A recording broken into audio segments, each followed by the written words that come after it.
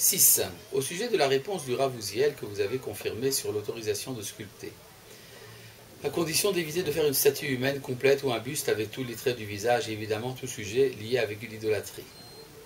Bonjour, je suis un peu perplexe vis-à-vis de cette réponse. Il ne me semble pas que les peintures soient moins idolâtres que les sculptures, et donc que les représentations à deux dimensions soient moins idolâtres que celles à 3 dimensions.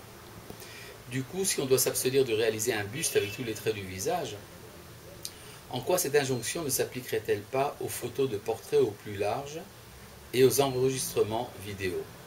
La raison est très simple, c'est qu'il suffit qu'une loi soit énoncée pour créer dans l'esprit de l'homme une certaine réticence.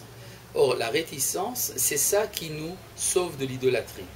Le fait même que je sois amené à réfléchir sur la représentation humaine que je vais faire, si elle est autorisée ou interdite, cela en soi crée déjà le garde-fou intérieur contre l'idolâtrie. Donc après, s'il s'agit de quelque chose en 3 dimensions ou en 2 dimensions, n'est qu'une question de détail.